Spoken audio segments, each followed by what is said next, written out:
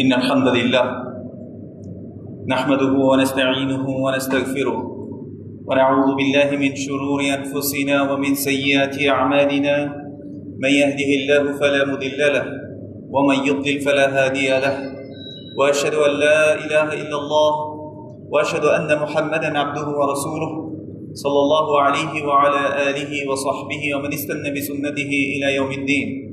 قال الله سبحانه وتعالى بعد أعوذ بالله من الشيطان الرجيم يا أيها الذين آمنوا اتقوا الله حق تقاته ولا تموتن إلا وأنتم مسلمون. وقال سبحانه وتعالى يا أيها الناس اتقوا ربكم الذي خلقكم من نفس واحدة وخلق منها زوجها وبث منهما رجالا كثيرا ونساء واتقوا الله الذي تساءلون به والأرحام إن الله كان عليكم رقيبا. وقال سبحانه وتعالى يا أيها الذين آمنوا اتقوا الله وقولوا قولا سديدا يصلح لكم أعمالكم ويغفر لكم ذنوبكم ومن يطع الله ورسوله فقد فاز فوزا عظيما. أما بعد فإن خير الحديث كتاب الله وخير الهدي هدي محمد صلى الله عليه وسلم وشر الأمور محدثاتها وكل محدثة بدعة وكل بدعة ضلالة وكل ضلالة في النار. أما بعد الحمد لله الذي هدانا لهذا وما كنا لنهتدي لولا أن هدانا الله. الحمد لله الذي خلقنا ورزقنا ولم يتركنا هملا بل أرسل إلينا رسوله صلى الله عليه وعلى آله وصحبه ومن تبعهم بإحسان إلى يوم الدين. اللهم اجعلنا منهم آمين يا رب العالمين. আলহামদুলিল্লাহ, আল্লাহ সুবহানাহু ওয়া তাআলার দরবারে অসংখ্য প্রশংসা যে মহান রব আরেকটি জুমাবার আল্লাহর ঘর মসজিদে একত্রিত করেছেন, আমাদেরকে জুমার খুতবা শুনতে আসার তৌফিক দিয়েছেন। আমরা অন্তঃস্থল থেকে বলি আলহামদুলিল্লাহ। সুম্মা উসিকুম ওয়া নাফসি বিতাকওয়াল্লাহি সুবহানাহু ওয়া তাআলা। অতঃপর আমি আমার নিজেকে সহ আপনাদেরকে আল্লাহ সুবহানাহু ওয়া তাআলার তাকওয়া অবলম্বন করার জন্য ওসিয়ত করছি। ফাইন্নাত তাকওয়া হিয়া সাবাবুন নাজাহ ওয়া সাবাবুর রিজক। কেননা তাকওয়া হচ্ছে মুক্তির একটা পথ, তাকওয়া হচ্ছে আল্লাহ সুবহানাহু ওয়া তাআলার যে জাহান্নামের শাস্তি রয়েছে সে জাহান্নাম থেকে বাঁচার জন্য একটা মাধ্যম। কামা ক্বাল আল্লাহু সুবহানাহু ওয়া তাআলা, যেভাবে আল্লাহ সুবহানাহু ওয়া তাআলা বলেছেন ওয়া মান ইয়াত্তাকিল্লাহা ইয়াজআল লাহু মাখরাজা ওয়া ইয়ারযুকুহু মিন হাইযু লা ইয়াহতাসিব। যে ব্যক্তি তাকওয়া অবলম্বন করবে আল্লাহ সুবহানাহু ওয়া তাআলা আপাত দৃষ্টিতে বন্ধ জায়গাতেও তার জন্য উত্তরণের পথ করে দেবেন, আর এমন জায়গা থেকে তাকে রিজিক দান করবেন যা সে কখনো কল্পনা করেন।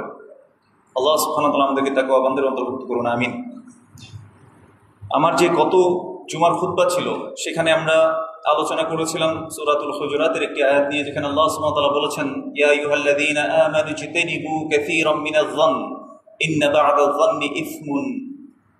হে ঈমানদারগণ, তোমরা অধিকতর ধারণা করা থেকে বিরত থাকো। ইন্না বা'দায-যন্নি ইসম, কেননা কিছু কিছু ধারণা সেগুলো হচ্ছে পাপ। আমরা দেখি যে আল্লাহ সুবহানাহু ওয়া তাআলা সম্পর্কে মানুষ ধারণা করে যার ব্যাপারে সত্য কোনো প্রমাণ তিনি নাজিল করেন নাই, মা লাম ইউনাজ্জিল বিহি সুলতানা। আল্লাহ সুবহানাহু ওয়া তাআলা সম্পর্কে এমন ধারণা করে বসা, বিশ্বাস নিয়ে বসা, ঈমান আকীদা রাখা যে বিষয়ে আল্লাহ সুবহানাহু ওয়া তাআলা কোনো প্রমাণ পেশ করেননি, আমরা ধারণা করে আল্লাহ সুবহানাহু ওয়া তাআলাকে বিশ্বাস করতে চাই। আমরা ধারণা করে রাসূলুল্লাহ সাল্লাল্লাহু আলাইহি ওয়াসাল্লামকে আনুগত্য করতে চাই, ভালোবাসতে চাই, কিন্তু ধারণা দিয়ে আসলে কোনো কিছুই আমাদের বোধগম্য হয় না, আমরা অর্জন করতে পারি না। আল্লাহ সুবহানাহু ওয়া তাআলা বলেছেন ইন্নায-যন্না লা ইউগনি মিনাল হাক্কি শাইআ। নিশ্চয়ই ধারণা সত্য থেকে কোনো কিছুই দিতে পারে না, সত্য থেকে কোনো কিছু বেনিফিট দিয়ে আমাদেরকে বেনিফিটেড করতে পারে না। আমাদেরকে ইয়াকিনদার হতে হবে নাস এর উপরে, অর্থাৎ কোরআন এবং সুন্নাহ যতটুকু এসেছে। আল্লাহ সুবহানাহু ওয়া তাআলার পরিচয় রয়েছে কোরআনুল কারীম, আল্লাহ সুবহানাহু ওয়া তাআলার পরিচয় রয়েছে রাসূলুল্লাহ সাল্লাল্লাহু আলাইহি ওয়াসাল্লাম যেভাবে আমাদেরকে জানিয়েছেন ততটুকুই। এর বাইরে গিয়ে কোনো ধারণা, কল্পনা, চিন্তা চেতনা, এগুলো সবগুলো থেকে আল্লাহ সুবহানাহু ওয়া তাআলা পবিত্র, সুবহান। এজন্যই আমরা বলি কি সুবহানাল্লাহ, আল্লাহ সুবহানাহু ওয়া তাআলা হচ্ছে পুত পবিত্র। আমার ধ্যান ধারণা, কল্পনা, জল্পনা যত কিছু আছে সবগুলো থেকে আল্লাহ সুবহানাহু ওয়া তাআলা পবিত্র। এবং আল্লাহ সুবহানাহু ওয়া তাআলা পবিত্র, মানুষ যা তাদেরকে নিসবত করে, মানুষ যা সম্পর্কিত করে, এগুলো থেকেও আল্লাহ পবিত্র। যেমন খ্রিস্টানরা আল্লাহ সুবহানাহু ওয়া তাআলার জন্য সন্তান নির্ধারণ করেছেন এবং তারা আল্লাহ ঈসা আলাইহিস সালামকে আল্লাহর পুত্র বানিয়ে দিয়েছেন, ইবনুল্লাহ বানিয়ে দিয়েছেন। ঠিক তেমনিভাবে আজকের কিছু মুসলিমরাও তারা রাসূলুল্লাহ সাল্লাল্লাহু আলাইহি ওয়াসাল্লামকে বাড়াতে নূরুম মিন নূরিল্লাহ তে চলে গেছে, যে এটা হচ্ছে আল্লাহর নূরের একটি নূর, এরকমের মধ্যে চলে গেছে। এরকম রাসূলুল্লাহ সাল্লাল্লাহু আলাইহি ওয়াসাল্লাম আমাদেরকে এই জন্য নিষেধ করেছেন, লা তুতরুনি কামা আতরাতিন নাসারা ইবনে মারইয়াম আও কামা ক্বালা আলাইহিস সালাতু ওয়াসসালাম, যে তোমরা ঈসা পুত্র মারিয়াম পুত্র ঈসাকে নিয়ে যেভাবে খ্রিস্টানরা বাড়াবাড়ি করেছে, তোমরা আমাকে নিয়ে বাড়াবাড়ি করবে না। ফা ইন্নামা আনা আব্দুল্লাহ, মূলত আমি হচ্ছি আল্লাহর বান্দা। ফাকুলু আব্দুল্লাহি ওয়া রাসূলুহু, তোমরা আমাকে আল্লাহর বান্দা ডাকো এবং তার রসুল ডাকো। তার মানে কি ডাকতে হবে রাসূলুল্লাহ সাল্লাল্লাহু আলাইহি ওয়াসাল্লাম, সেটাও আমাদেরকে রাসূল সাল্লাল্লাহু আলাইহি ওয়াসাল্লাম জানিয়ে দিয়ে গেছে। এরপর আমরা দেখি মানুষের সম্পর্কে আমরা কিছু ধারণা করে বসি। আমরা দেখবেন যে ধ্যান ধারণা থেকে আমরা আমার যে আলোচনাটা ছিল সেখানে আমরা বলেছিলাম, দুই ভাই কথা বলছে, মনে করেন যে তাদের মধ্যে ঝগড়া হয়েছে, তো দূর থেকে দেখে সে চিন্তা করছে যে নিশ্চয়ই আমার নামে কোনো একটা কি করতেছে, তারা কোনো একটা জোশ সাজস করতেছে, যে কোনো একটা ভেজাল তারা করবে।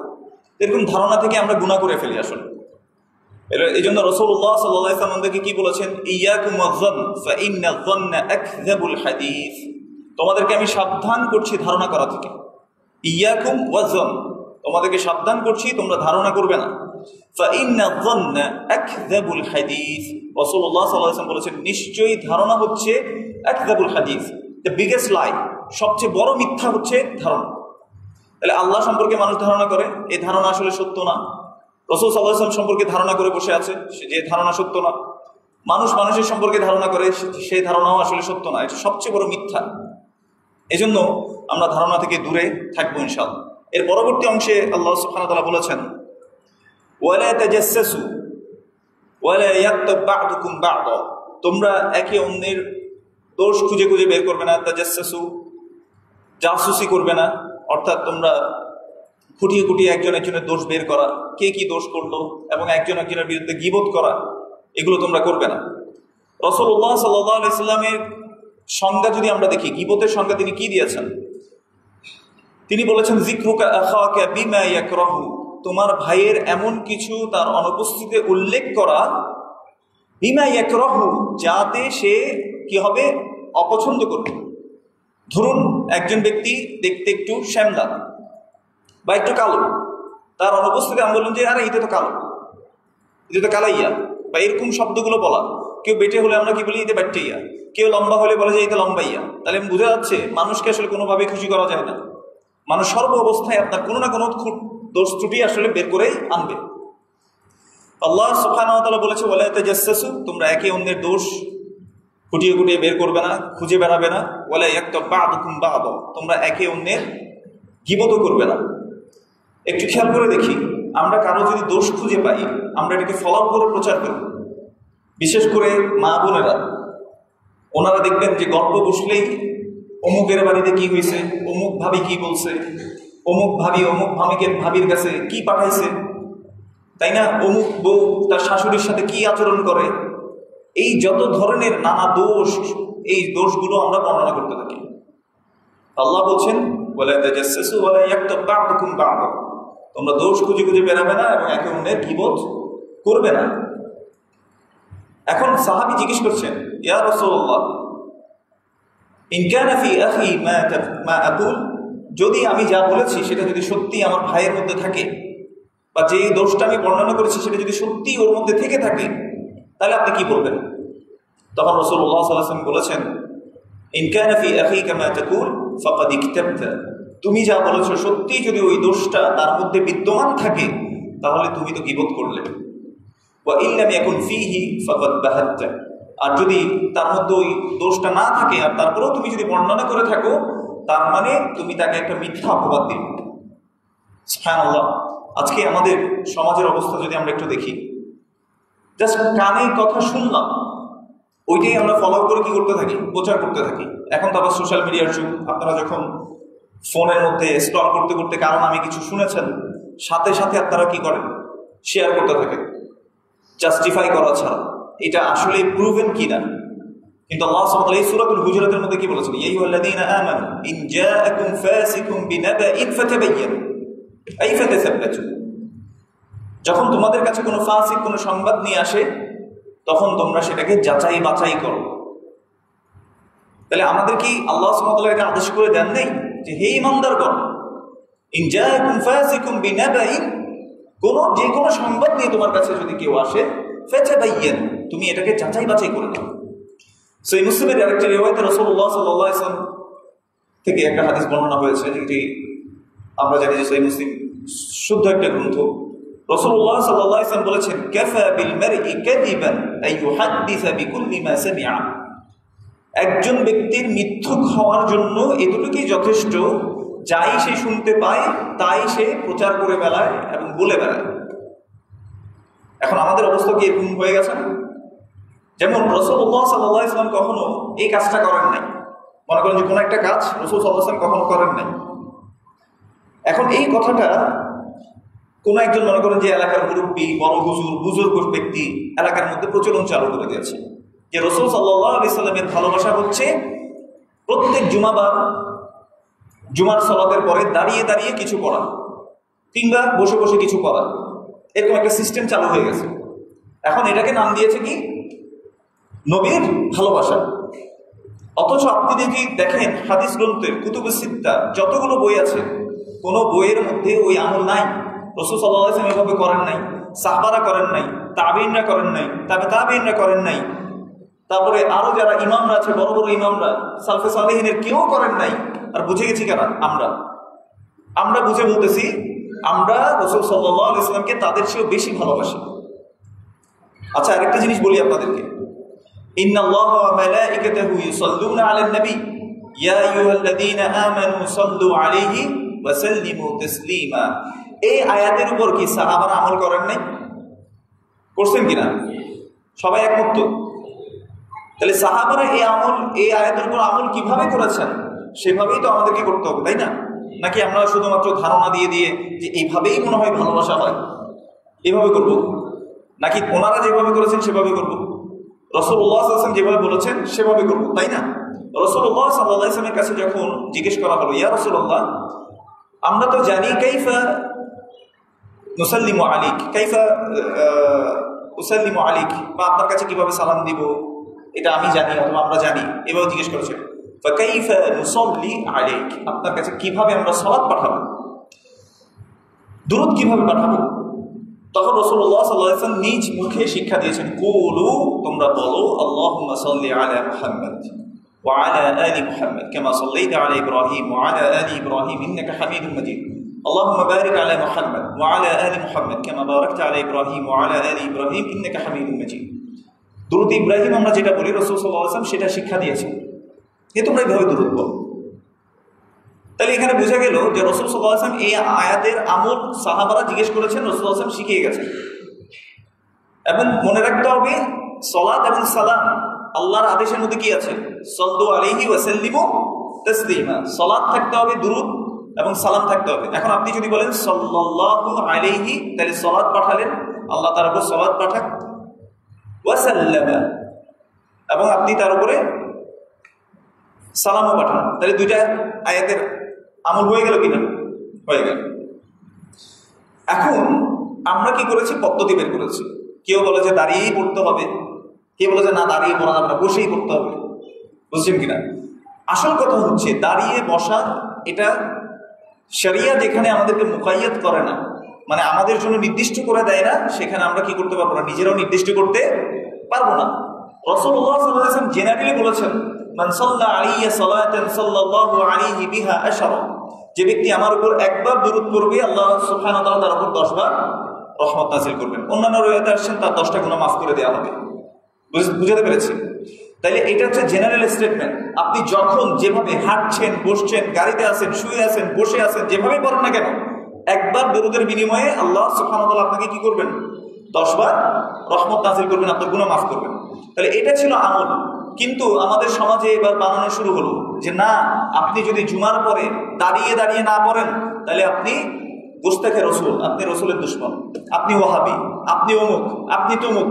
এই ট্যাগগুলো দিয়ে মানুষ বিভিন্ন জিনিস প্রচার করা শুরু করেছে।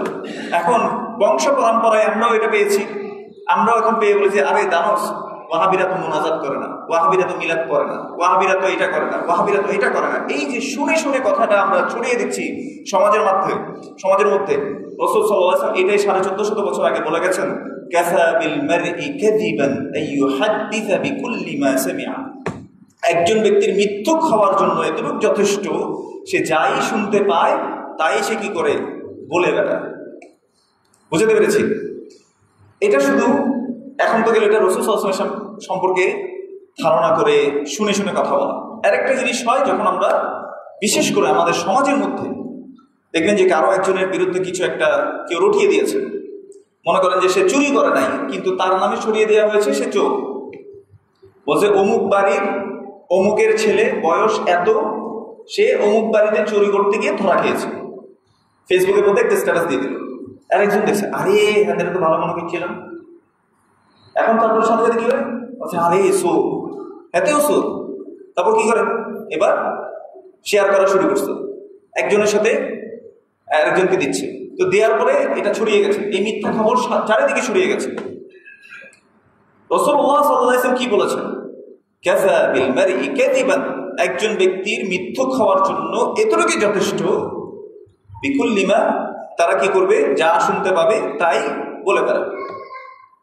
কাফা বিল মারই কাযিবান ইউহাদ্দিসু বিকুল্লি মা সামিআ, ওটা বলে বেড়াবে যাই সে শুনতে পায়। তাই সে শুনলো, দেখলো, যাচাই বাছাই না করে সে কি করলো, প্রচার প্রসার করা শুরু করে দিল। এতটুকু হলেই মিথ্যুক হওয়ার জন্য যথেষ্ট। কিন্তু আমরা বুঝতে পারি না যে আমরা কত বড় একটা দোষ করে ফেলেছি, কত বড় একটা দোষ করেছি। কারণ আপনি যখন মিথ্যাকে এভাবে ছড়িয়ে দিবেন সমাজের মাঝে, মনে করেন সাইকোলজিস্ট এখন বলেন যে একটা মিথ্যা আপনি যদি বারবার বারবার বারবার ইনপুট দিতে থাকেন সমাজের মধ্যে, দেখবেন যে মানুষ একটা সময় ওই জিনিসটাকে বিশ্বাস করা শুরু করে।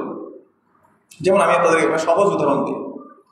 আপনি দেখবেন যে আমাদের এই দেশের মধ্যে মানুষরা চেতনার ব্যবসা করে। চেতনার ব্যবসা বোঝেন? কোনো একটা ন্যারেটিভ সে সেট করবে, কিছু হবে, বলবে যে ৭১-এর ঘাতক দালাল, তো আপনি বলবেন যে আরে হ্যাঁ তো, তারপরে মনে করেন বলবে যে এরা হচ্ছে ইসলামের দুশ্মন, তখন আপনি বলবেন যে হ্যাঁ ইসলামের দুশ্মন। আবার আরেক দল এসে বলবে যে না এরা তো মৌলবাদী, বারবার সেট করবে যে আপনি দাঁড়িয়ে রেখেছেন মানে আপনি মৌলবাদী, আপনি দাঁড়িয়ে রেখেছেন মানে আপনি জঙ্গি, আপনি টাকনুর উপর ব্যান করেন মানে আপনি জঙ্গি। তো এই ন্যারেটিভ সেট করার কারণে এখন মা বাবারা যদি মাদ্রাসায় নাও পড়ে, কিন্তু তার ছেলে যখন মনে করেন যে দাঁড়িয়ে রাখা শুরু করেছে, সুন্নাহ অনুসরণ করে টাকনুর উপর ব্যান করা শুরু করেছে, এখন সে মা বাবা চিন্তায় পড়ে যায়, কিরে আমার ছেলেটা মনে হয় কোনো সংগঠনের মধ্যে যোগ দিছে, আমার ছেলেটা মনে হয় কোনো জঙ্গি নিষিদ্ধ সংগঠনে যোগ দিছে। বুঝতে পেরেছে? তো এইভাবে আস্তে আস্তে আমাদেরকে ব্রেইনকে ওয়াশ করা হয়েছে, এবং এটা একদিনে না, নানা সময়ে আমাদের কাছে করা হয়েছে। আজকে যারা নারী স্বাধীনতার নামে বলা হয় যে নারীদেরকে স্বাধীন হতে হবে, কেন পরাধীন থাকবা, তো তারা কিছু বিচ্ছিন্ন ঘটনাকে নিয়ে আসে। দেখেন, একজন মুসলিম সে কখনো তার স্ত্রীর গায়ে হাত তুলবে না, সে কখনো তার স্ত্রীকে যৌতুকের জন্য অত্যাচার করবে না। একজন মুসলিম সে কখনো যৌতুকের জন্য তার শ্বশুর শাশুড়িকে গালাগালি করবে না। একজন মুসলিম সে কখনো তরকারি লবণ না হওয়ার জন্য বউকে ধরে আগাগোড়া পিটাবে না। একজন মুসলিম সে কখনো তার বউকে অমানবিক নির্যাতন সে করবে না। এটা একজন মুসলিমের গুণ। কিন্তু সমাজের কিছু বিচ্ছিন্ন ঘটনাকে সামনে এনে বলছে যে এই তো নারীরা হচ্ছে অসহায়, নারীরা হচ্ছে দুর্বল, বলছে নারীদেরকে কি হতে হবে, স্বনির্ভর হতে হবে। এখন কি করতে হবে, নারীদেরকে ঘর থেকে বের করো। তারা শিখাচ্ছে হাজব্যান্ডের তুমি কেন খেদমত করবা, হাজব্যান্ডকে কেন তুমি রান্না করে দিবা, তুমি বিগ শেফ হবা, এত বড় শেফ যে নামি দামি শেফ হবা, বড় রেস্টুরেন্টের শেফ হবা, তুমি হাজারো মানুষকে সার্ভ করবা। এবং আপনারা দেখবেন আজকে যদি একটু খেয়াল করে দেখেন, প্রত্যেকটা রিসেপশনে, যেগুলো আপনার হোটেল হোক অফিস হোক যে কোনো জায়গায়, রিসেপশনের মধ্যে বেশিরভাগ রিসেপশনিস্ট এরা কি ছেলে থাকে না মেয়ে থাকে বলেন তো? মেয়ে থাকে। নিউজ রিপোর্টারদের মধ্যে ছেলের নিউজ রিপোর্টার বেশি নাকি মেয়ের নিউজ রিপোর্টার বেশি? মেয়ে। আপনি কি কখনো দেখেছেন কালো কুচকুচে রং কালো হয় এরকম কোনো মেয়ে কোনো ফিল্মের স্টার হয়েছে, কোনো ভালো মডেল হয়েছে? দেখবেন না, কারণ তাদের একটা ন্যারেটিভ আছে। আমি একটু পরে এই জায়গায় আসছি। কালো মানেই অসুন্দর না, এটা আমাদেরকে ভুল বোঝানো হয়েছে। শ্যামলা মানেও অসুন্দর না, পাটি মানেও অসুন্দর না, লম্বা বেশি হলেও অসুন্দর সবগুলো কার সৃষ্টি? আল্লাহ। মান খালাকা কুল্লা শাই, কে সকল কিছু সৃষ্টি করেছেন? আমরা এক বাক্যে বলি কি? আল্লাহ। আল্লাহু খালিকু কুল্লি শাই। আল্লাহ সুবহানাহু ওয়া তাআলা বলেছেন আল্লাহ সকল কিছু সৃষ্টি করেছেন। আল্লাহ সুবহানাহু ওয়া তাআলা বলেছেন ওয়া মিন আয়াতিহি খালকুস সামাওয়াতি ওয়াল আরদ। আল্লাহ সুবহানাহু ওয়া তাআলার নিদর্শনগুলোর মধ্যে রয়েছে আকাশ এবং জমিনের যে সৃষ্টি রয়েছে সেটা, এবং তোমাদের যে আলসিনাতিকুম ওয়া আলওয়ানিকুম, তোমাদের যে স্কিন কালার, তোমাদের যে মুখের ভাষা, বিভিন্নতা। যেমন আপনারা বলেন যে এখানে আসলে বলছে কিরে কিতারে, এরকম করে বলেন, আর আমাদের এখানে যে ওটা কি দে চিটাঙের ভাষায়। তাহলে একই জিনিস, যে কি হয়েছে তোর সমস্যা কি? এখন আপনাদের এখানে এসে একটু চেঞ্জ হয়েছে, আবার ঢাকায় যান আরেকভাবে চেঞ্জ হবে, সিলেটে যান আরও চেঞ্জ হবে। এই যে বিভিন্ন ভাষার বিভিন্নতা, আবার ইন্ডিয়া যান, পাকিস্তান যান, এক এক জায়গায় এক এক রকম। আল্লাহ বলছেন যে এই যে ভাষার যে বিভিন্নতা রয়েছে, এই বিভিন্নতাটা হচ্ছে আল্লাহর নিদর্শন। এটা দিয়ে বোঝা যায় যে আল্লাহ সুবহানাহু ওয়া তাআলা এই ভাষাকে সৃষ্টি করেছেন। এই জন্য দেখবেন গরু ছাগলের কোনো ভাষা নেই, আম্বা করবে, বমা করবে, আর ওদিকে ম্যাঁ ম্যাঁ করবে, কোনো কিছুর মানে বোঝার কোনো ক্ষমতা নাই। তো মানুষকে আল্লাহ সুবহানাহু ওয়া তাআলা বোঝার মতো করে সক্ষমতা দিয়েছেন। এগুলো আল্লাহর নিদর্শন। আল্লাহ স্কিনের যে কালার দিয়েছেন, আল্লাহ বলেছেন এটা আমাদের নিদর্শন। এই জন্য এই সূরা হুজুরাতের যে আয়াতটা নিয়ে কথা বলছি, তার একটা আয়াত পরে আল্লাহ সুবহানাহু ওয়া তাআলা বলেছেন যে আল্লাহ সুবহানাহু ওয়া তাআলা একজন পুরুষ এবং একজন নারী থেকে তোমাদেরকে সৃষ্টি করেছেন, এবং ওয়াজআলা, এবং তোমাদের মধ্যে রয়েছেন শুউবা ওয়া কাবাইলা, বিভিন্ন গোত্র এবং জাতিতে তোমাদেরকে ভাগ করে দিয়েছেন। কেন? লিতাআরাফু, যাতে তোমরা একে অন্যকে চিনতে পারো, যে অমুক মানুষ অমুক দেশের মানুষ। চট্টগ্রামের মানুষ যাতে বুঝে যায় যে চাঁদপুরের মানুষ, কুমিল্লার মানুষ, নোয়াখালীর মানুষ, যাতে একজন একজনকে কি করতে পারে? চিনতে পারে। বড়াই করার জন্য না, আল্লাহর কাছে বড় হচ্ছে সে, ইন্না আকরামাকুম ইনদাল্লাহি আতকাকুম, নিশ্চয়ই তোমাদের মধ্যে সবচেয়ে সম্মানিত হচ্ছে সে যার তাকওয়া সবচেয়ে বেশি। বলেন তো তাকওয়া বাইরে থেকে দেখা যায় কিনা? কে কত বেশি তাকওয়াবান? এখন আপনি বলতে পারেন যে তাকওয়া তো আপনি মনে করেন যে এই যে এত সীমা সুন্দর করে পড়ছেন, বড় একটা জুব্বা পড়ছেন, টাকনোর উপর প্যান্ট, বড় দাড়ি, আপনি তাকওয়াবান বলা যাবে এরকম? তাকওয়া কে জানে? আল্লাহ। কার কত তাকওয়া বেশি? ওয়ালিহাদা রাসূলুল্লাহ সাল্লাল্লাহু আলাইহি ওয়াসাল্লাম ইশারা ইলা সাদরিহি সালাস মাররাত, বুকের দিকে তিনি তিনবার ইশারা করে এভাবে বলেছেন, আত-তাকওয়া হাহুনা, আত-তাকওয়া হাহুনা, আত-তাকওয়া হাহুনা। তাকওয়া হচ্ছে এখানে। এখানে মানে কি আসলে? তাকওয়া inside your heart, in your heart. It is not visible from the outside. এটা বাইরে থেকে কি হয় না, দেখা যায় না। তো আল্লাহ রাসূল সাল্লাল্লাহু আলাইহি ওয়াসাল্লাম বলছে তাকওয়া এখানে। আর আল্লাহর কাছে সম্মানিত কে সবচেয়ে বেশি? যার তাকওয়া সবচেয়ে বেশি। সে একজন রিক্সা চালক হতে পারে, সে একজন ভ্যান চালক হতে পারে, সে একজন কৃষক হতে পারে, তার কোনো এডুকেশনাল ব্যাকগ্রাউন্ড নাও থাকতে পারে, কিন্তু সে তাকওয়াবান হতে পারে। অথবা সে অনেক বড়লোক হতে পারে, সেও তাকওয়াবান হতে পারে। যার মধ্যে অনেক টাকা আছে, সেও যে তাকওয়াবান হবে না, এটারও কোনো নিশ্চয়তা নেই। তাহলে আল্লাহর কাছে সম্মানিত যে সবচেয়ে বেশি ফর্সা, সে যে সবচেয়ে বেশি লম্বা, দেখতে সুন্দর, চেহারার কাটিং সুন্দর না, আল্লাহর কাছে সবচেয়ে সম্মানিত হচ্ছে সে যার তাকওয়া বেশি। এবার আসি, আমাদের সমাজে ফলস ন্যারেটিভ সেট করা হয়েছে। সেই ন্যারেটিভটা কি? তোমাকে সুন্দর হতে হবে। Why? What is the reason behind all this things? এগুলোর পিছনে একটাই reason, to sell the beauty products. Fair and Lovely, Pond's, দুইটা নাম বলে ফেলছি, তাই না? জানি না কেস দিবে কিনা। এগুলো সবগুলো কি করবে?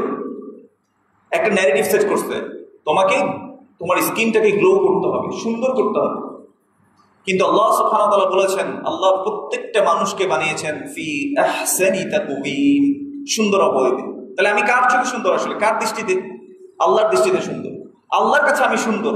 আল্লাহ বলেছেন ইউসাউইরুকুম ফিল আরহামি কাইফা ইয়াশা, আল্লাহ সুবহানাহু ওয়া তাআলা যেভাবে চেয়েছেন আমাকে সেভাবে সূরত দান করেছেন। এটা আল্লাহ দিয়েছেন। Am I not happy with Allah subhanahu wa ta'ala? আমি কি আল্লাহর সাথে সন্তুষ্ট না? আল্লাহ যা দিয়েছেন আমি কি এটাতে সন্তুষ্ট না? কেন আমাকে ফর্সা হইতে হবে? Why do I have to imitate others? Like ওই যে যারা ফ্যাশন ডিজাইনিং এর সাথে জড়িত, আর এখন তো এত নষ্ট জায়গায় গেছে এটা, দেখবেন যে মেয়েরূপী মানুষও কি হয়, the most handsome man in the Bangladesh দেখলে আপনার নিজের এই অবস্থা খারাপ হয়ে যাবে।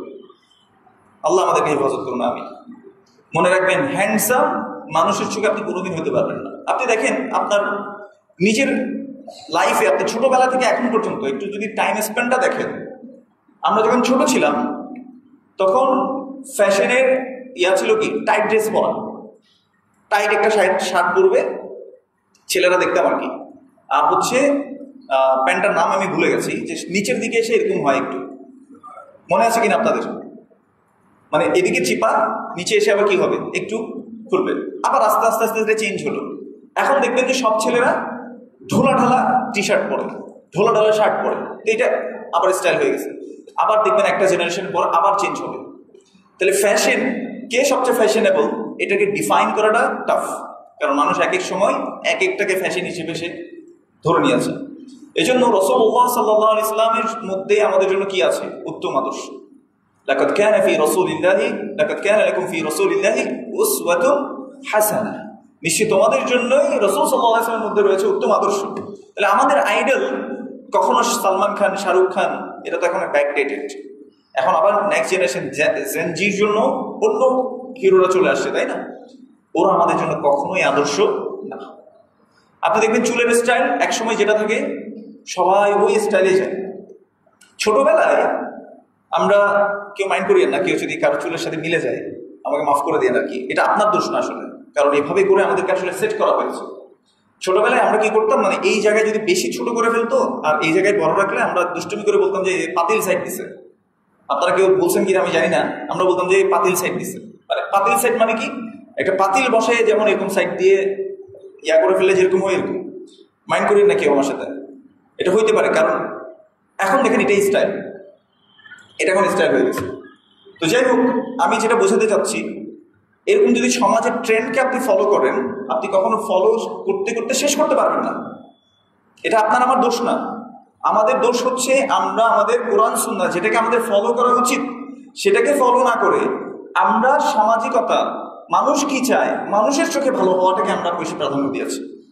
আমরা আল্লাহ কি চায়, আমার রাসূল সাল্লাল্লাহু আলাইহি ওয়াসাল্লাম কি শিখিয়েছেন, আমাকে কিভাবে চলতে হবে এই লাইফটা, সেই জিনিসটাকে আমরা প্রায়োরিটাইজ করি না।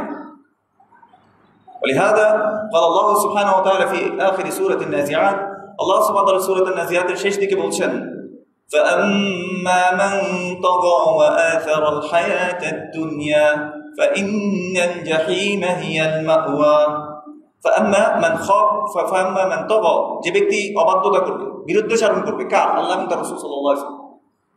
এবং وآثر الحياة الدنيا, দ্বিতীয় বদগুণ হচ্ছে তাদের যে তারা দুনিয়ার জীবনকে প্রায়োরিটাইজ করে, সকল ক্ষেত্রে দুনিয়াকে সবচেয়ে আগে প্রায়োরিটি দেয়, যে আচ্ছা এটা করলে দুনিয়াতে কি পাবো, এটা করলে দুনিয়া আমাকে কি দিবে, এটা করলে মানুষ আমাকে কি ভাববে, কিন্তু একটা বড় চিন্তা করে না যে আমি মারা গেলে আজকে না কোনো মানুষ আমাকে কোনো হেল্প করবে, না কবরে আমার সাথে যাবে, না জাহান্নামের আগুন থেকে আমাকে বাঁচাবে, না কি হবে আপনি বলেন। আমি সবসময় এই জন্য একটা কথা বলি, প্যারালালি একটা ওয়ার্ল্ড যাচ্ছে, কিন্তু 1450 বছর আগে রাসূলুল্লাহ সাল্লাল্লাহু আলাইহি ওয়াসাল্লাম চলে গেছেন, সাহাবারা মনে করেন যে 1350 বছর আগে চলে গেছে, তার 100 বছর পরে কোনো সাহাবী আর ছিলেন না, সবাই মারা গেছে। এখন পর্যন্ত তারা ওই বারজাখের জীবনের মধ্যে আছেন। আপনি আপনার দাদার দাদার দাদার দাদার দাদার দাদার দাদাকে চিনেন না, চিনেন না আপনি, as if they didn't even exist in this world. আপনার কাছে মনে হচ্ছে যে সে কখনো এই পৃথিবীতে ছিলই না। আপনি বলতে পারবেন আপনার দাদা দাদা দাদা দাদা দাদা দাদা দাদা দাদা, ওনার নাম কি? আমি নিজেও জানি না আমার দাদা দাদা দাদা দাদা দাদা দাদা ওনার নাম কি, জানি না। তো তার মানে কি ওরা ছিল না পৃথিবীতে? ছিল তো, বারজাখী জীবনে এখনো আছেন। ওনার সাথে আমি কি কোনো বেনিফিট করতে পারবো নাকি? কোনো মানুষ কি পারবেন ওনাকে বেনিফিটেড করতে? পারবেন না। তাহলে আমরা কিসের পিছনে ছুটছি আসলে? তো আল্লাহ সুবহানাহু ওয়া তাআলা বলেছেন, যে ব্যক্তি অবাধ্যতা করবে এবং দুনিয়ার জীবনকে প্রায়োরিটাইজ করবে, ফাইন্নাল জাহিমা হিয়াল মাওয়া, তার বাসস্থান হবে জাহান্নাম। পক্ষান্তরে ওয়াম্মা মান খাফা মাকামা রাব্বিহি ওয়া নাহান নাফসা আনিল হাওয়া ফাইন্নাল জান্নাতা হিয়াল মাওয়া। আল্লাহ সুবহানাহু ওয়া তাআলা বলেছেন, ওয়াম্মা মান খাফা মাকামা রাব্বিহি, যে তার রবের সামনে দাঁড়ানোকে ভয় করে, ওয়া নাহান নাফসা আনিল হাওয়া, এবং নিজের উইংস ডিজায়ার, নিজের যে প্রবৃত্তির চাহিদা, মনের কামনা বাসনা, এটাকে যেই দমন করে রাখতে পারে তার জন্যই হচ্ছে জান্নাত। দেখবেন সকল খারাপ জিনিস করতে ভাল লাগে, আপনার ফিল্ম দেখতে ভাল লাগে, গান বাজনা করতে ভালো লাগে, বন্ধুরা মিলে একটু বিয়ার খেতে গেছে যাইতে ভালো লাগে, বন্ধুরা মিলে আড্ডা মারতেছে ভালো লাগে, ভেপ খাইতে এখন একটু ফ্যাশনেবল মনে হয় যে this is upgraded from cigarette. Cigarette খাইলে এরকম করে খাইতে হয়, ভেপ খাইলে একটু লাইট টাইট জ্বলে, ওটার মধ্যে ডিভাইস থাকে, বিভিন্ন ফ্লেভার থাকে। So you are now considering yourself that you are most fashionable guy in this world. আপনি ওই করে হাঁটতেছেন, এখন করে টেনে টেনে হাঁটতেছেন। আমি দেখতেছি একটা মা আর ছেলে হাঁটতেছে, মা আপদ মস্তক পর্দা করা, তার পাশে ছেলে হাঁটতেছে ভেপ খাচ্ছে। মাও কিছু মনে করছে না, মা মনে করছে আরে ভেপ তো ক্ষতিকর না, ইট ইজ নট হার্মফুল। এরকম করে এগুলোকে আমাদের সামনে ইন্ট্রোডিউস করানো হয়েছে, তো এটাকে মানুষ গ্রহণ করে নিয়েছে। ওই সিগারেটও ধোঁয়া বের হয়, বলেছে আরে এটা তো ভেপ, এটা জাস্ট ধোঁয়াটাই বের হয়, এটা ক্ষতিকারক, সিগারেট না এটা। অথচ এখন রিসার্চ বলছে যে ভেপ, হয়তো আপনারা অনেকে চেনেন অনেকে চেনেন না, ভেপ হচ্ছে আরো সিভিয়ার দ্যান সিগারেট, এটা সিগারেটের চেয়ে বেশি ক্ষতিকর। যাই হোক, তো আল্লাহ বলছেন যে আল্লাহর সামনে দাঁড়ানোকে ভয় করে, হাওয়া, নিজের উইন্স ডিজায়ার, নিজের প্রবৃত্তি কামনা বাসনাকে যে দমন করে রাখতে পারবে, তার জন্য বাসস্থান হচ্ছে কোথায়? জান্নাতের মধ্যে। মন চাইবে আপনি, তারপরেও করবেন না, কার জন্য? আল্লাহ সুবহানাহু ওয়া তাআলার জন্য। আপনি একদম সত্যি করে বলেন, ফজরের সালাতে আসতে মন আসলে সায় দেয় ঘুমটা ভেঙে আসতে? আসলে সায় দেয় না। তারপরেও আপনি নিজের প্রবৃত্তিকে বাধা দিয়ে আপনি চলে আসতে চান, কার জন্য? আল্লাহর জন্য। আপনার মন চাই সবাই তো একটু গান শুনে, আমিও একটু শুনবো, তারপর আপনি শুনেন না। আপনার মন চাই সবাই একটু গীবত করতেছে, আমিও একটু করি, আমি একটু দেশ নিয়ে কথা বলি। দেখবেন যে মানুষ এখন ওই চায়ের দোকানে বসলে গীবত করতে খুব ভালোবাসে, একজনের নামে একজন বদনাম, অমুক কি করছে অমুক কি করছে, এরকম খোঁজ খবর নেয়ার নাম করে গীবত করে মানুষ। যাই হোক, তো এই জিনিসগুলো করতে কষ্ট, নিজেকে বিরত রাখতে কষ্ট আছে এই জিনিসগুলো থেকে। এটাই আল্লাহ সুবহানাহু ওয়া তাআলা বলেছেন, ওয়া আম্মা মান খাফা মাকামা রাব্বিহি, যে তার রবের সামনে দাঁড়ানোকে ভয় করে। কারণ সে জানে এই চোখ আল্লাহ দিয়েছেন, এই চোখ আমি যেমন ইচ্ছে তেমন ব্যবহার করতে পারবো না, আমি আল্লাহর সামনে একদিন দাঁড়াইতে হবে। আল্লাহ আমাকে জিজ্ঞেস করবে, সুম্মা লাতুসআলুন্না ইয়াওমাইযিন আনিন নাঈম, অতঃপর আমাকে প্রত্যেকটা নিয়ামতের ব্যাপারে আমাকে জিজ্ঞেস করা হবে। এই যে চোখ তোমাকে আমি দিয়েছিলাম, কি কাজে তুমি লাগিয়েছে? তোমাকে যৌবন দিয়েছিলাম, কি কাজে লাগিয়েছে? সম্পদ দিয়েছিলাম, কি কাজে লাগিয়েছে? প্রত্যেকটা নিয়ামতের ব্যাপারে আল্লাহ সুবহানাহু ওয়া তাআলা জিজ্ঞেস করবেন। তো এরকম যে ভয় করে, ওয়া আম্মা মান খাফা মাকামা রাব্বিহি, রবের সামনে দাঁড়ানোকে, ওয়া নাহা নাফসা আনিল হাওয়া, এবং নিজের প্রবৃত্তিকে যে দমন করে রাখতে পারবে, বাধা দিয়ে রাখতে পারবে, ফা ইন্নাল জান্নাতা হিয়াল মাওয়া, আল্লাহ বলেছেন তার জন্য জান্নাত। অধিকাংশ ক্ষেত্রে আমরা অন্যের জন্য নিজের জান্নাতকে হারাই। দেখবেন রাসূলুল্লাহ সাল্লাল্লাহু আলাইহি ওয়াসাল্লামের কাছে এক সাহাবী এসে বলছে, ইয়া রাসূলুল্লাহ, আপনি আমাকে কিছু পরামর্শ দিন, নসিহা করুন। রাসূলুল্লাহ সাল্লাল্লাহু আলাইহি ওয়াসাল্লাম বললেন, লা তাগদাব, তুমি রাগ করবে না। কি বললেন? তুমি রাগ করবে না। ওই ব্যক্তি আবার জিজ্ঞেস করলো, রাসূলুল্লাহ, মানে এরপর আপনি আর কি বলবেন? তো তিনি আবার বললেন, লা তাগদাব। আবার জিজ্ঞেস করলেন যে আপনি আরেকটা নসিহা করুন, বলছে লা তাগদাব, তুমি রাগ করবে না। তাহলে এখান থেকে কি বুঝলেন? রাগ করা ভালো জিনিস না খারাপ জিনিস? খারাপ জিনিস আসলে। রাগ আসে শয়তান থেকে। রাসূলুল্লাহ সাল্লাল্লাহু আলাইহি ওয়াসাল্লাম একবার দুই ব্যক্তিকে ঝগড়া করতে দেখলেন তাদের মধ্যে একজন একদম লাল বর্ণের হয়ে গেলেন, এত রাগ উঠেছে তার, একদম লাল বর্ণের হয়ে গেছে। তো রাসূল সাল্লাল্লাহু আলাইহি ওয়াসাল্লাম তখন পাশের সাহাবীকে বলছেন, আমি এখন এমন একটা কথা জানি, সে যদি এই কথাটা বলে তাহলে সাথে সাথে তার রাগ ঠান্ডা হয়ে যাবে। তো তখন ওই সাহাবী জিজ্ঞেস করলেন, ইয়া রাসূলুল্লাহ, সেই কথাটা কি? তিনি বললেন যে সে যদি এখন বলে, আউযু বিল্লাহি মিনাশ শাইতানির রাজীম, আমি বিতাড়িত শয়তানের থেকে আল্লাহর কাছে আল্লাহর আশ্রয় চাচ্ছি বিতাড়িত শয়তান থেকে, আল্লাহর আশ্রয় চাচ্ছি আমি বিতাড়িত শয়তান থেকে, এই কথাটা বললে তার রাগ কমে যাবে। তার মানে রাগ আসে আসলে কোত্থেকে বলেন তো? শয়তান থেকে। এই হাদিস থেকে এটাই বোঝা গেল। এই জন্য রাগ এটা করতে রাসূল সাল্লাল্লাহু আলাইহি ওয়াসাল্লাম নিষেধ করেছে। তো আমরা রাগ করে অন্যের আচরণ দেখে আমরা রাগটাকে সামলাতে পারি না। আবার দেখেন, রাগটা আমরা ক্ষেত্র বিশেষে দেখাই। আমি অনেক সময় এই কথাটা বলি আপনাদেরকে। ধরেন আপনি রাস্তা দিয়ে হাঁটছেন, আপনার এলাকায় মনে করেন যে বড় জমিদার, এখন তার জমিদার নাই, তারপরে মনে করছে বড় একজন পয়সাওয়ালা মানুষ, অনেক টাকা পয়সাওয়ালা মানুষ, ক্ষমতাধর। ওই ব্যক্তি গাড়ি দিয়ে যাওয়ার সময় আপনাকে কাদা মেরে দিয়েছে। আপনি তো ওই ব্যক্তিকে শুনিয়ে শুনিয়ে গালি দেন, তাই না? দেন কখনো? দিই না, কিন্তু আমরা পিছনে দিই, এটা শুনে মতো করে দিব না কিন্তু।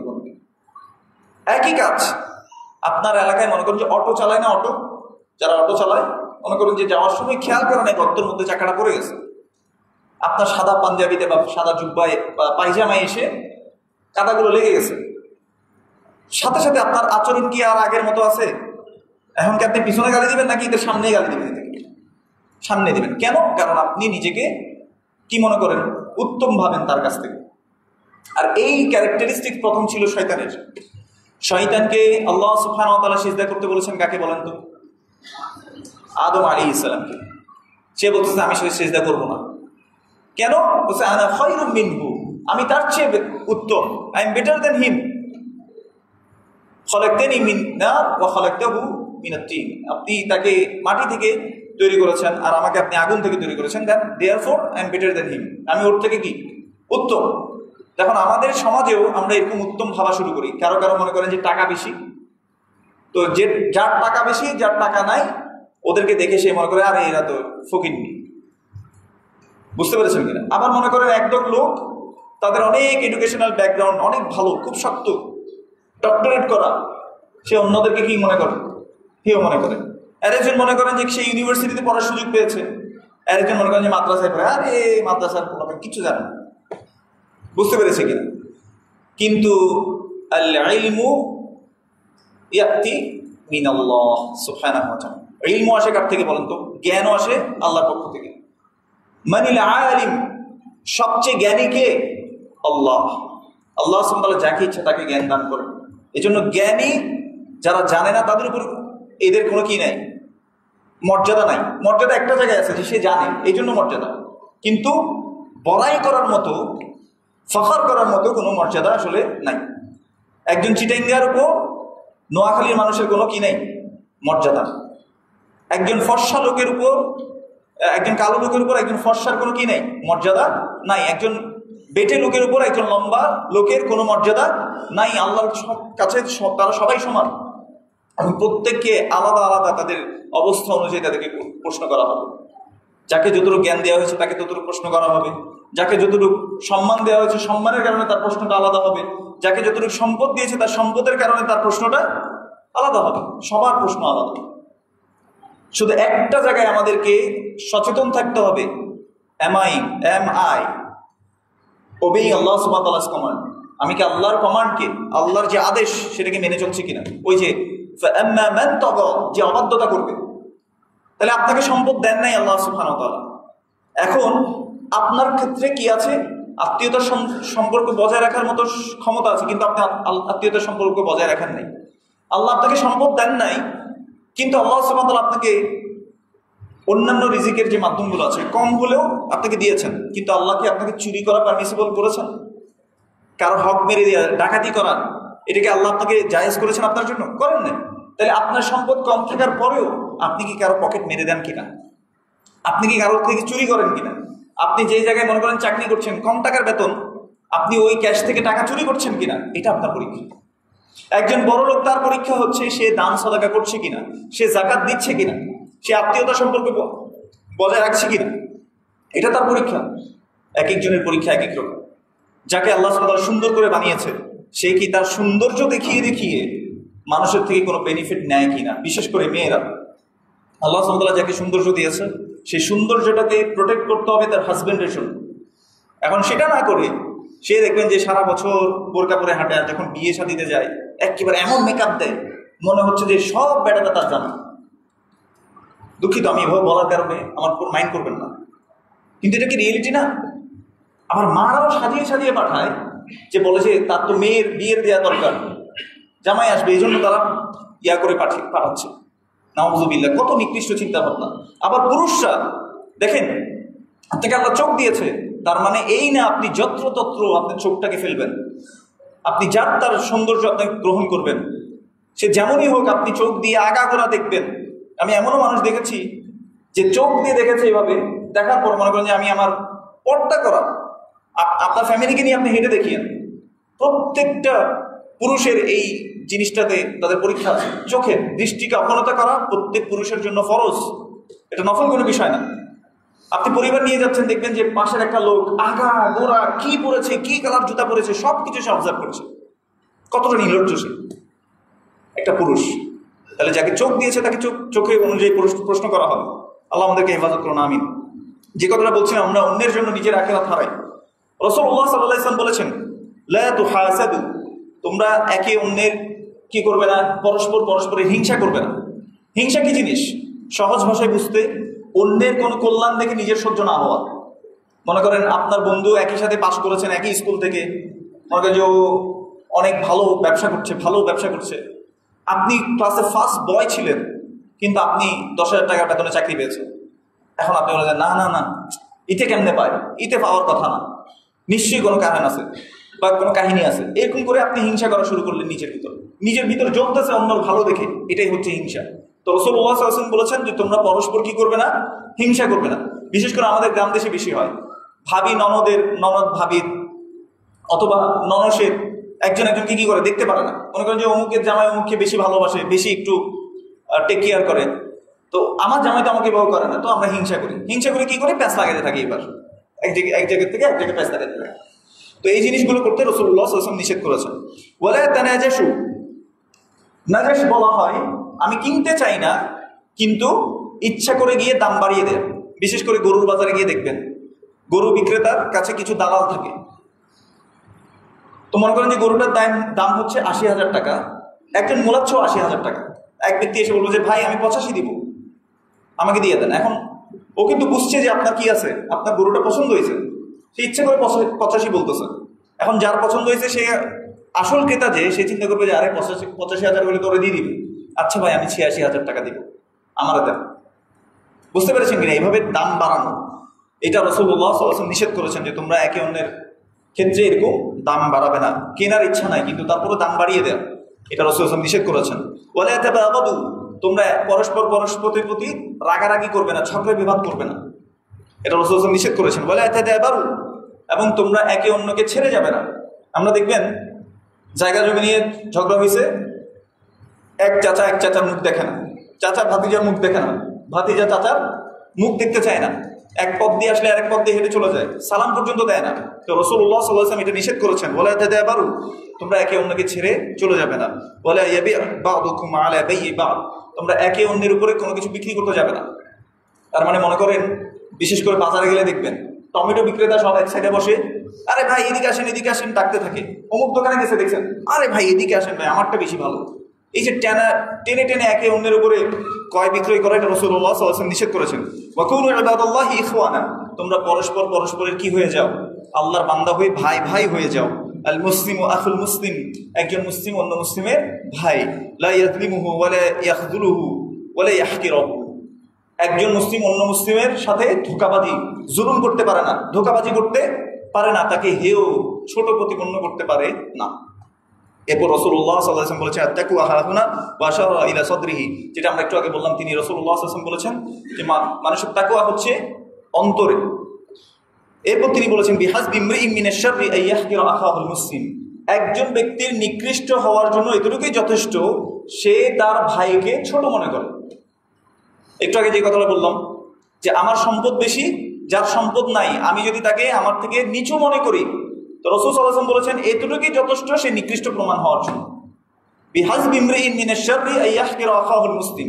আবার মনে করেন আল্লাহ আপনাকে একটু লম্বা, মানে হাইট ভালো দিয়েছে, আর একজন একটু বেটে, আপনি মনে করছেন যে একটু বাইকটা গুইটা, মনে ভাবছেন, আপনি বলেন নাই, কিন্তু এরকম যারা ছোট করবে কাউকে, এটাই বলেছেন একজন ব্যক্তি নিকৃষ্ট হওয়ার জন্য এতটুকু যথেষ্ট। বুঝতে পেরেছি? আবার মনে করেন আপনার সম্পদ বেশি আর একজনের সম্পদ নাই, আপনি তাকে ছোট মনে করেন। আপনার মনে করেন যে এডুকেশনাল ব্যাকগ্রাউন্ড, আপনার জ্ঞান অনেক বেশি আর একজন বুঝে না, আপনি বলেন যে আর এদের সব গবেট, কিচ্ছু বুঝে না। এই কথাগুলো বলা রাসূলুল্লাহ সাল্লাল্লাহু আলাইহি ওয়াসাল্লাম বলেছেন নিকৃষ্ট হওয়ার জন্য এতটুকু যথেষ্ট। এজন্য নিজেকে উত্তম ভাবার কোনো কিছু নাই। আমি কি আসলে আল্লাহর চোখে ভালো কিনা, আল্লাহর দৃষ্টিতে আমি কতটুকু কি করছি, এটাই হচ্ছে আসল জিনিস। আসেন এজন্য আখিরাতের জন্য প্রস্তুতি নেই, অন্যের জন্য নিজের আখিরাত আমরা যাতে নষ্ট না করি। এই যে গীবতের কথা বললাম, গীবত আমরা কার করি বলেন তো? যাকে আমরা পছন্দ করি না। যাকে আপনি পছন্দ করেন জীবনেও তার গীবত করবেন? আপনি করবেন না, তো আপনি তো তার প্রশংসা করবেন। আর যার পছন্দ হয় না, মনে করেন যে আমি খতিব সাহেব, আপনি আমাকে পছন্দ নাও করতে পারেন, আপনি মসজিদ থেকে বলেন আরে কি খুতবা দেয় এডি, কিছু বুঝি না, বলতেই পারেন আপনি চাইলে। এখন আপনি এগুলো বলতে পারতেন, কিন্তু আপনি আরেকজনকে বলছে দেখছোস কি খুতবা দিচ্ছে, এগুলো কি খুতবা বলে? মনে করেন যে আপনি এভাবে করে বদনাম করতেছেন। তার মানে কি আপনি আমাকে পছন্দ করেন না দেখে আমার একটা দোষ আপনি কি করছেন, বর্ণনা করছেন। তাহলে যারা গীবত করে, গীবত আসলে ওই যে যাকে সবচেয়ে বেশি অপছন্দ করে তার গীবতই মানুষ করে, যাকে পছন্দ করে তার গীবত করে। এবার আসেন শেষ করবো একটা হাদিস দিয়ে। রাসূলুল্লাহ সাল্লাল্লাহু আলাইহি ওয়াসাল্লাম একবার সাহাবাদেরকে জিজ্ঞেস করলেন, আতাদরুনা মানিল মুফলিস, তুমি কি জানো যে নিঃস্ব ব্যক্তিকে? তখন সাহাবারা উত্তর দিল যে আমাদের মধ্যে যাদের টাকা পয়সা নাই, কোনো থাকার জায়গা নাই, এরা হচ্ছে নিঃস্ব।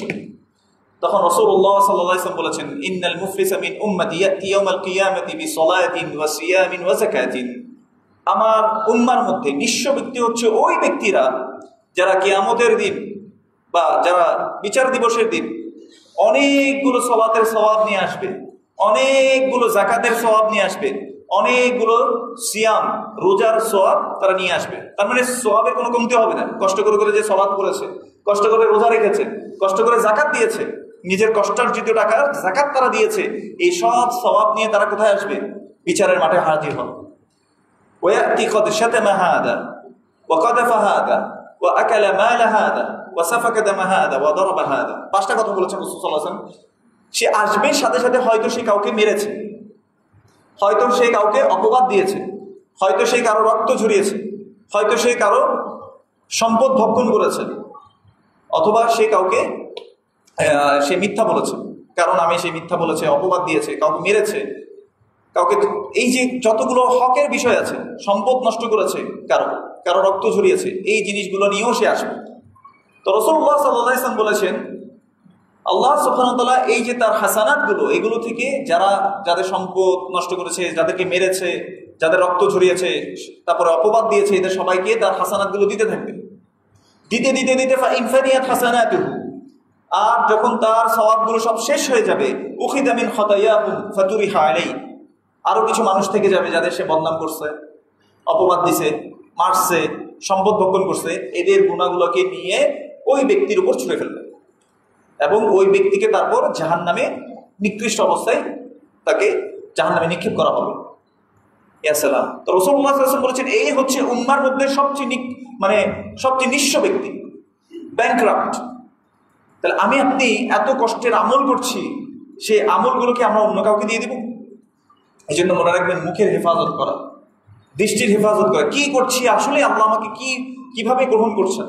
আমি তো আল্লাহর সঙ্গে দাঁড়াতে হবে, আমি তো বাই অ্যাক্সিডেন্ট হইনি, আমি আল্লাহ সুবহানাহু ওয়া তাআলার সামনে গিয়ে আমাকে সবকিছুর হিসেব দিতে হবে।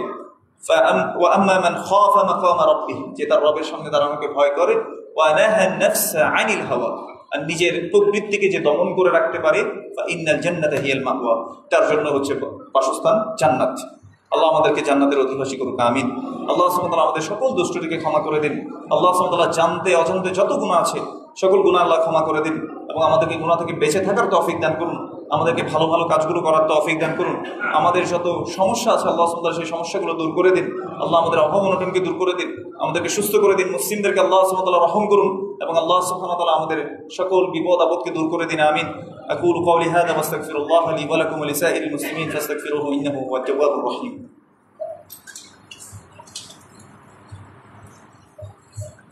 আলহামদুলিল্লাহ ওয়াসসালাতু ওয়াসসালামু আলা রাসূলিল্লাহ ওয়া আলা আলিহি ওয়া সাহবিহি ওয়া মান তাবি'আহুম বিইহসানিন ইলা ইয়াউমিদ্দিন। قال الله سبحانه وتعالى إن الله وملائكته يصلون على النبي يا أيها الذين آمنوا صلوا عليه وسلموا تسليما اللهم صل على محمد وعلى آل محمد كما صليت على إبراهيم وعلى آل إبراهيم إنك حميد مجيد اللهم بارك على محمد وعلى آل محمد كما باركت على إبراهيم وعلى آل إبراهيم إنك حميد مجيد اللهم ارض عن كل صحابة رضي الله عنهم أجمعين خصوصا منهم أبي بكر وعمر وعثمان وعلي رضي الله عنهم أجمعين اللهم أعز الإسلام والمسلمين اللهم أعز الإسلام والمسلمين اللهم أعز الإسلام والمسلمين اللهم اخذل الكفرة والمبتدعة والمشركين اللهم انصر من نصر دينك ودين محمد صلى الله عليه وسلم واجعلنا منهم آمين يا رب العالمين. اللهم أرنا الحق حقا وارزقنا اتباعه وأرنا الباطل باطلا وارزقنا اجتنابه آمين يا رب العالمين. ربنا آتنا في الدنيا حسنة وفي الآخرة حسنة وقنا عذاب النار.